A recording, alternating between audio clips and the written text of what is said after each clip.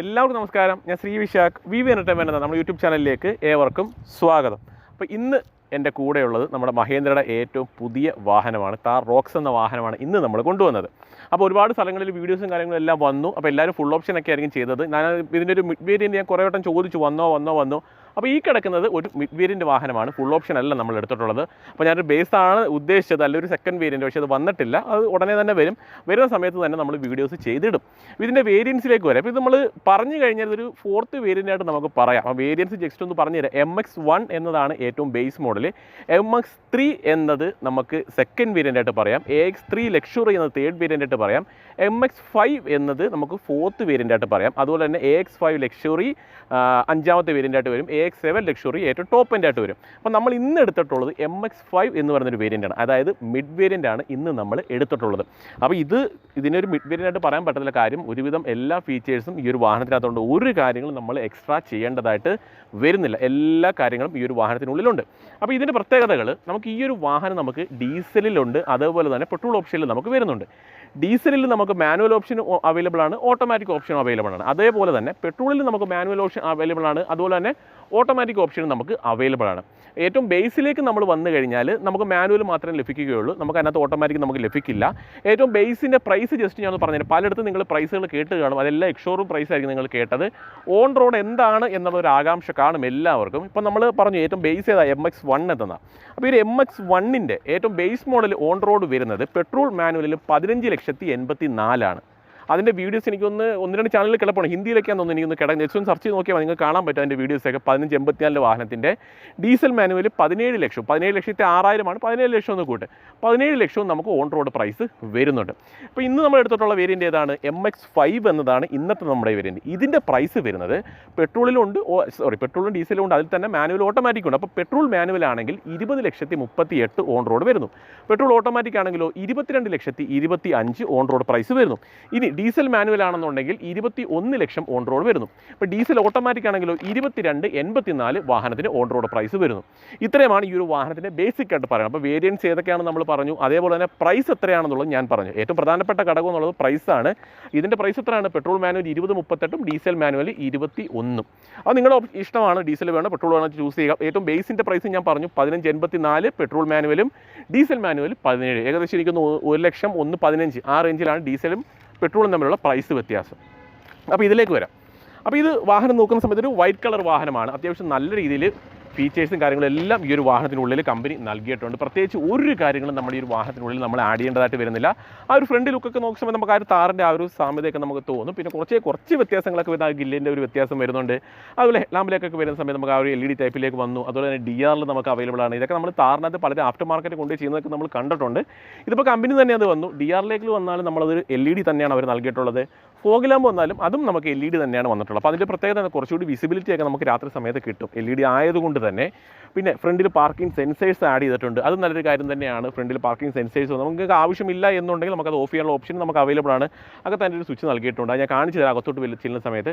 പിന്നെ ഹുഡിൻ്റെ പോർഷനിലൊന്നും പ്രത്യേകിച്ച് നമുക്ക് പുതുമയായിട്ടൊന്നും പറയാനായിട്ട് ഒന്നും തന്നെ വരുന്നത്, നമ്മൾ കണ്ടിട്ടുള്ള ആ ഒരു സെയിം ഡിസൈൻ പാറ്റേൺ തന്നെയാണ് വരുന്നത്. പ്രധാനപ്പെട്ട മാറ്റം എന്ന് പറയുന്നത് അകത്തേക്ക് വരുന്ന സമയത്ത് ആ ഒരു സെക്കൻഡ് റോ ആ ഒരു പോർഷനിലൊക്കെയാണ് നമുക്ക് പ്രധാനപ്പെട്ട മാറ്റങ്ങൾ സംഭവിച്ചിട്ടുള്ളതാണ്. ഇവിടെ മഹേന്ദ്രയുടെ ഒരു ലോഗോ നൽകിയിട്ടുണ്ട്. ആ ഒരു ഗ്രില്ലിൻ്റെ ഡിസൈനുകൾ ഓൾറെഡി നിങ്ങൾ കണ്ടു കാണും, പലരും കണ്ടു കാണും പല ചാനലുകളിലായിട്ട്. ജസ്റ്റ് ഇതിൻ്റെ ഫീച്ചേഴ്സ് മാത്രം നമുക്കൊന്ന് ഓട്ടിച്ച് നോക്കാം. ഒരുപാട് അങ്ങ് വലിപ്പമേറിയ ഗ്ലാസ് ഏരിയ ഒന്നുമല്ല ഈ ഒരു വാഹനത്തിൽ നൽകിയിട്ടുള്ളത്.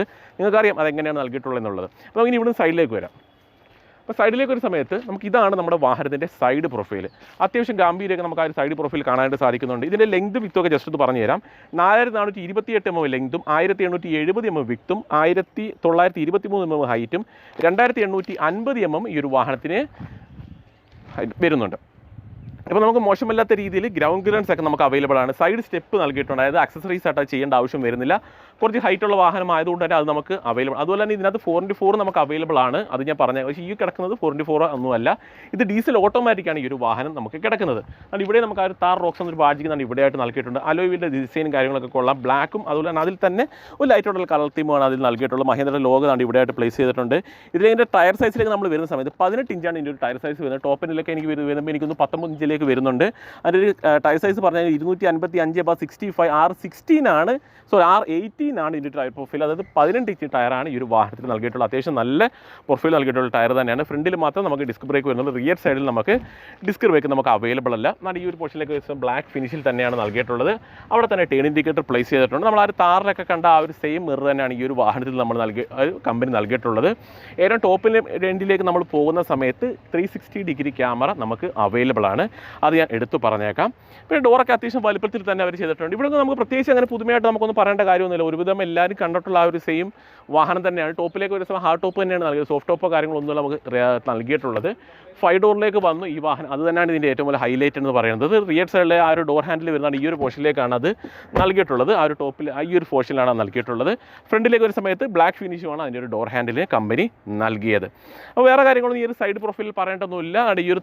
ഈ ഒരു സെക്കൻഡ് ഇതൊരു പോർഷൻ, അതായത് സി പില്ലറിൻ്റെ ആ ഒരു പോർഷനിലേക്ക് വന്നു കഴിഞ്ഞാൽ നമുക്ക് ആ ഒരു ഗ്ലാസ് ഏരിയ അവർ നൽകിയിട്ടുണ്ട്.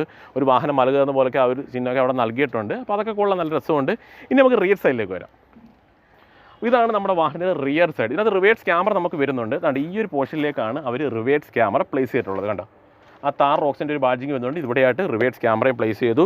ടെയിൽ ലാമ്പൊക്കെ നോക്കിയാലും കൊള്ളാം. LED ആണ് ആ ഒരു ടെയിൽ ലാമ്പ് യൂണിറ്റ് നൽകിയിട്ടുള്ളത്. അത് നല്ല രസമുണ്ട്. റിവേഴ്സ് പാർക്കിംഗ് സെൻസർ നമുക്ക് അവൈലബിൾ ആണ്. സ്പെയർ ടയർ കാണുന്നത് പോലെ തന്നെ ഈ ഒരു പോർഷനിലേക്ക് പ്ലേസ് ചെയ്തു. റിയർ സൈഡ് തുറക്കുന്ന സമയത്ത് ഈ ഒരു രീതിയിലാണ് അതിൻ്റെ ഒരു വ്യൂ വരുന്നത്. റിയർ വൈപ്പറും അതുപോലെ ഡീഫോഗർ ലൈനും നമുക്ക് നൽകിയിട്ടുണ്ട്. നല്ല രീതിയിലുള്ള ബൂട്ട് സ്പേസ് അവൈലബിൾ ആണ്. 60/40 സ്പ്ലിറ്റിംഗ് വരുന്നുണ്ട് സീറ്റിന്. അതുപോലെ ബൂട്ട് സ്പേസിൻ്റെ ആ ഒരു പ്രശ്നം തീർന്നു. അപ്പോൾ നമുക്ക് നിലവിൽ ഇപ്പോൾ ഇതൊരു ഫാമിലി കാറായിട്ട് നമുക്ക് ഉപയോഗിക്കാം, ഓഫ് റോഡ് പർപ്പസിന് മാത്രം വേണ്ടിയിട്ടല്ല. അതുപോലെ തന്നെ ഈ ഒരു പോർഷനിലായിട്ട് ഒരു ചാർജിങ് സോക്കറ്റ് അവർ നൽകിയിട്ടുണ്ട്. ഈ ഒരു സൈഡിലായിട്ട് ചാർജിങ് സോക്കറ്റ് വരുന്നുണ്ട്. എനിക്കൊന്ന് ക്യാമ്പിങ് അങ്ങനെ എന്തെങ്കിലുമൊക്കെ പോകുന്ന സമയത്ത് എന്തെങ്കിലും റെഫ്രിജറേറ്റർ അങ്ങനെ എന്തെങ്കിലും ചെറുതായിട്ട് വെക്കണമെന്നുണ്ടെങ്കിൽ നമുക്കത് കണക്ട് ചെയ്ത് ഉപയോഗിക്കാൻ വേണ്ടിയാണ് അങ്ങനെ നൽകിയിട്ടുള്ളത്. അപ്പോൾ അതൊക്കെ കൊള്ളാം. വേറെ കാര്യങ്ങൾ നമുക്ക് ഈ ഒരു പുറമേ നിന്ന് പറയാനായിട്ടൊന്നും വരുന്നില്ല കേട്ടോ. അത്യാവശ്യം ഹെവിയാണ് അടയ്ക്കുന്നതിന്. ആ ഒരു സ്പെയർ ടയർ ഇരിക്കുന്നത് കൊണ്ട് ജസ്റ്റ് നമുക്ക് അകത്തേക്ക് വരാം. അകത്തേക്ക് വരുന്ന സമയത്ത് ഇതാണ് നമ്മുടെ വാഹനത്തിൻ്റെ ഡോർ പാഡ്. താർ എന്നൊരു ബാഡ്ജിങ് ഇവിടെ പ്ലേസ് ചെയ്തിട്ടുണ്ട്. സിൽവർ ഫിനിഷ് ക്രോം എലമെൻറ്റിലാണ് ആ ഒരു പോർഷൻ നൽകിയത്. 4 ഡോർ പവറിൻ്റെ മിറർ ഇലക്ട്രിക്കലി കൺട്രോൾ ചെയ്യുന്ന ഓപ്ഷൻ വരുന്നുണ്ട്. മോശമല്ലാത്ത സ്റ്റോറേജ് സ്പേസും അവർ നൽകിയിട്ടുണ്ട്. അതേപോലെ തന്നെ ഈ ഒരു ഡ്രൈവർ സീറ്റ് നമുക്ക് ഹൈറ്റും കാര്യങ്ങളും നമുക്ക് അഡ്ജസ്റ്റ് ചെയ്യാനായിട്ട് സാധിക്കും. അത് പ്രധാനപ്പെട്ട ഒരു കാര്യം തന്നെയാണ്. അതേപോലെ തന്നെ സ്റ്റിയറിംഗ് നമുക്ക് ഹൈറ്റും കാര്യങ്ങളൊക്കെ അഡ്ജസ്റ്റ് ചെയ്യാനായിട്ട് സാധിക്കും. പുഷ് ബട്ടൺ സ്റ്റാർട്ടാണ് വരുന്നത്. നേരത്തെ നമ്മൾ താറിൽ ആ ഒരു പോർഷനിലാണെങ്കിൽ ഞാൻ ഇതിലേക്ക് വരുന്ന സമയത്താണ് ഈ ഒരു പോർഷനിലേക്ക് വന്നു പുഷ് ബട്ടൺ സ്റ്റാർട്ട്. അതേപോലെ തന്നെ ഫ്യൂൽ ലിഡ് നമുക്ക് കീ ഇട്ട് ഓപ്പൺ ചെയ്യേണ്ട ആവശ്യം വരുന്നില്ല. അതും ഈ ഒരു താർ ബോക്സിലേക്ക് വന്ന സമയത്ത് ഒരു മാറ്റമായിട്ട് നമുക്ക് പറയാം. അതിൻ്റെ ഒരു ഓപ്ഷനാണ് ഇവിടെയായിട്ട് നൽകിയ ട്രാക്ഷൻ കൺട്രോളിൻ്റെ കൺട്രോൾസും ഐഡിയൽ സ്റ്റാർട്ട് സ്റ്റോപ്പും പിന്നെ ഫ്രണ്ടിലത്തെ പാർക്കിംഗ് സെൻസ് ഓഫ് ചെയ്യേണ്ടതും അങ്ങനെയുള്ള കൺട്രോൾസാണ് നമുക്ക് ആ ഒരു പോർഷനിലായിട്ട് കമ്പനി നൽകിയിട്ടുള്ളത്. ഇനി ബാക്കി കാര്യങ്ങൾ ജസ്റ്റ് നമുക്ക് അകത്തേക്ക് കയറി അവിടെ എന്തൊക്കെ ഉള്ളതെന്നുള്ളത് നമുക്ക് ജസ്റ്റ് ഒന്ന് നോക്കാം. അപ്പോൾ സ്റ്റിയറിംഗിലേക്ക് വരുന്ന സമയത്ത് സ്റ്റിയറിംഗിൽ തന്നെ കൺട്രോൾസും കാര്യങ്ങളൊക്കെ നൽകിയിട്ടുണ്ട്. അതേപോലെ ക്രൂയിസ് കൺട്രോൾ നമുക്ക് അവൈലബിൾ ആണ്. ലെതർ റാപ്പിഡാണ് സ്റ്റിയറിംഗ് വീല് വരുന്നത്. ജസ്റ്റ് ഞാൻ ഓണാക്കി കാണിക്കാം. ഇൻസ്ട്രുമെന്റ് ക്ലസ്റ്റർ സ്റ്റാർട്ട് ചെയ്യട്ടെ. ഈ ഒരു രീതിയിലാണ് ഇതിൻ്റെ ഒരു ഇൻസ്ട്രുമെന്റ് ക്ലസ്റ്റർ നൽകിയിട്ടുള്ളത്. ആ താറന്നൊരു സംഭവമൊക്കെ എഴുതി വരുന്നതൊക്കെ നമുക്ക് കാണാനായിട്ട് സാധിക്കും. ആ ഡോർ ഓപ്പൺ ആയി കിടക്കുന്നതിൻ്റെതും സീറ്റ് ബെൽറ്റ് ഇടാത്തതിൻ്റെയൊക്കെയാണ് ആ കാണിച്ചേക്കുന്നത്. പിന്നെ റിവേഴ്സ് ക്യാമറ ഉണ്ടെന്നുള്ളത് പറഞ്ഞു. ജസ്റ്റ് ഒന്ന് ഇട്ട് കാണിക്കാം. ഈ ഒരു രീതിയിലാണ് ആ റിവേഴ്സ് ക്യാമറയുടെ ആ ഒരു വ്യൂ വരുന്നത്. അതൊക്കെ കൊള്ളാം. ഇനി അതിൻ്റെ കൺട്രോൾസൊക്കെ നമുക്ക് ഈ ഒരു പോർഷനിലായിട്ട് അവർ കമ്പനി പ്ലേസ് ചെയ്തിട്ടുണ്ട്. ഫുള്ളി നമ്മൾ ഡാഷ്ബോർഡ് നമ്മൾ ഫുള്ളി നോക്കുന്ന സമയത്ത് നമ്മൾ ആ താറിലൊക്കെ കണ്ട ആ ഒരു ഡിസൈൻ എലമെൻറ്റ് തന്നെയാണ് ഈ ഒരു വാഹനത്തിൽ നമുക്ക് നൽകിയത്. പിന്നെ കുറച്ചൊരു ഫീച്ചേഴ്സ് നമുക്ക് ആഡ് ആയിട്ട് വന്നിട്ടുണ്ട്.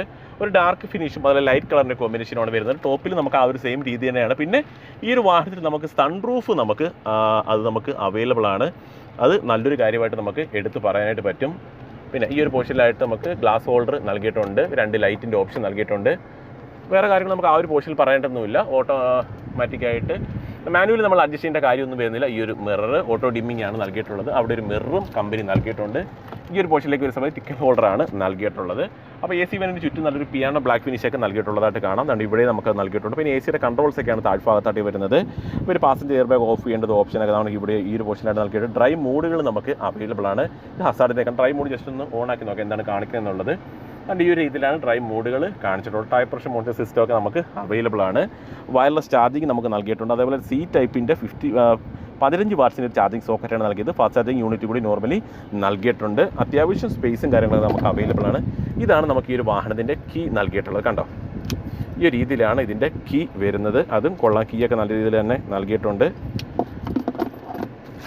സീറ്റിൻ്റെ കളർ തീം കാണാം. ഫുള്ളി ലൈറ്റ് കളറാണ് ആ ഒരു സീറ്റിലൊക്കെ കമ്പനി നൽകിയിട്ടുള്ളത്. ആംബ്രസ്റ്റ് നൽകിയിട്ടുണ്ട്. അതേപോലെ തന്നെ കപ്പ് ഹോൾഡർ വരുന്നുണ്ട്. അപ്പോൾ വേറെ കാര്യങ്ങൾ നമ്മൾ ഇതിനകത്തിട്ട് വലിച്ചു നീട്ടി പറയാനായിട്ടൊക്കെ ഒന്നും വരുന്നില്ല. കാര്യം ഓൾറെഡി നിങ്ങൾ ഇതിൻ്റെ വീഡിയോസ് പല സ്ഥലങ്ങളിലെ കണ്ടു കാണും. പിന്നെ ഞാനായിട്ട് വലിച്ചു നീട്ടിയിട്ട് കാര്യമൊന്നും വരുന്നില്ല. അപ്പോൾ ഈ ഒരു വേരിയൻറ്റിൽ എന്തൊക്കെ ഫീച്ചേഴ്സ് ഉണ്ടെന്നുള്ളത് നമുക്ക് ജസ്റ്റ് ഒന്ന് നോക്കാം. വേറെ കാര്യങ്ങൾ നമുക്ക് ഈ ഒരു ഡാഷ്ബോർഡിലൊന്നും പറയാനായിട്ടൊന്നും വരുന്നില്ല. നമുക്ക് ജസ്റ്റ് റിയർ സൈഡിലേക്ക് കയറിയിട്ട് അവിടെ എന്തൊക്കെ ഉണ്ടെന്നുള്ളത് നമുക്കൊന്ന് നോക്കാം. അപ്പോൾ കണ്ടല്ലോ ഡാഷ്ബോർഡിലുള്ള കാര്യങ്ങളൊക്കെ നിങ്ങൾ കണ്ടല്ലോ. ജസ്റ്റ് നമുക്ക് ആ ഒരു റിയർ സൈഡിലേക്ക് കൂടെ കയറിയിട്ട് നമുക്ക് എഞ്ചിൻ റൂമോട് ജസ്റ്റ് തുറന്ന് കാണിച്ച് നമുക്ക് ഈ വീഡിയോ നമുക്ക് വൈൻഡപ്പ് ചെയ്യാം. അപ്പോൾ നമുക്കിതാണ് നമ്മുടെ റിയർ സൈഡിലേക്ക് കയറേണ്ട ഒരു പോർഷൻ വരുന്നത്. അപ്പം ഡോർ നമുക്ക് നല്ല തുറക്കാൻ എനിക്ക് 90 ഡിഗ്രിയിൽ നമുക്കിത് ഓപ്പൺ ആക്കാൻ സാധിക്കുന്നുണ്ട്. അത് കൊള്ളാം. കയറാനും ഇറങ്ങാനും ബുദ്ധിമുട്ടില്ല. പ്രായമുള്ളവർക്കും അത്യാവശ്യം സ്പേസും കാര്യങ്ങളൊക്കെ ഉണ്ട്. അകത്തേക്ക് കയറിയാൽ കൊള്ളാം. സ്കൂപ്പിയുടെ ഡിസൈനും സ്റ്റോറേജ് സ്പേസ്, അതുപോലെ റിയർ AC വെൻറ്റ് നൽകി. ടൈപ്പ് ഒരു ചാർജിങ് സോക്കറ്റ് അവർ നൽകിയിട്ടുണ്ട്.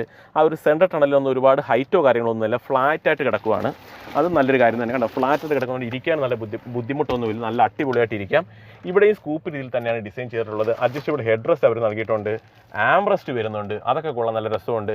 ഒരു വൈറ്റ് ആംബിയൻസ് ആയതുകൊണ്ട് തന്നെ നല്ല രസമുണ്ട് വാഹനം കാണുന്നതിന്. എനിക്കൊന്ന് ഏകദേശം ഒരു 6 എയർ ബാഗോളം നമുക്ക് ഈ ഒരു വാഹനത്തിൽ നമുക്ക് അവൈലബിൾ ആണ്. 6 എയർ ബാഗോളം നമുക്ക് വാഹനത്തിൽ നൽകിയിട്ടുണ്ട്. സേഫ്റ്റി വൈസ് അതും ഒരുപാട് മുന്നിൽ നിൽക്കുന്നുണ്ട് വാഹനം. അപ്പോൾ കൂടുതൽ എൻക്വയറീസ് ഒക്കെ ഉണ്ടെന്നുണ്ടെങ്കിൽ നിങ്ങൾ താഴെ കാണിച്ചിട്ടുള്ള നമ്പറിൽ നിങ്ങൾ ഉറപ്പായിട്ട് നിങ്ങൾ വിളിക്കണം. എൻക്വയറീസും കാര്യങ്ങളൊക്കെ വാഹനം എടുക്കാനോ ബുക്ക് ചെയ്യാനൊക്കെ ഉണ്ടെന്നുണ്ടെങ്കിൽ. അപ്പോൾ ഇറങ്ങാനൊന്നും ബുദ്ധിമുട്ടില്ല കേട്ടോ. അപ്പോൾ അത്യാവശ്യം പ്രായമുള്ളവരൊക്കെ ആണെങ്കിൽ നിങ്ങൾക്ക് സുഖമായിട്ട് കയറി ഇറങ്ങിയൊക്കെ ചെയ്യാം. അപ്പോൾ ഇതിനിപ്പോൾ ഒരു ഫാമിലി കാറായിട്ട് നമുക്ക് കൊണ്ടു നടക്കാൻ കഴിയുന്നതാണ്. ജസ്റ്റ് നമുക്ക് വാഹനത്തിൻ്റെ ഹുഡ് നമുക്കൊന്ന് ഓപ്പൺ ചെയ്തിട്ട് നമുക്ക് അവിടെ എന്തൊക്കെ കാര്യങ്ങളുണ്ടെന്നുള്ളത് നോക്കാം. ഇവിടെ നോക്കിയതാ. അപ്പോൾ അവിടെ തുറന്നതിന് ശേഷം ഈ ഒരു പോർഷനിൽ അതിൻ്റെ ഒരു ക്ലിപ്പ് നൽകിയിട്ടുണ്ട്. അതെല്ലാവർക്കും അറിയാവുന്ന കാര്യം തന്നെയാണ്. ഞാനതിനി എടുത്ത് പറയേണ്ട ആവശ്യം വരുന്നില്ല.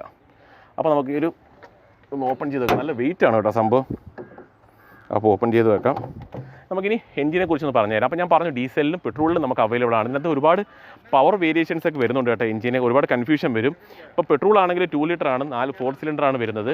160 PS 330 Nm ടോർക്ക് മാനുവലിലും 175 PS 380 Nm ടോർക്ക് ഓട്ടോമാറ്റിക്കിനും വരുന്നു. ഡീസലാണെങ്കിലോ 150 PS അതിൽ 330 Nm ടോർക്കുമാണ് വരുന്നത്.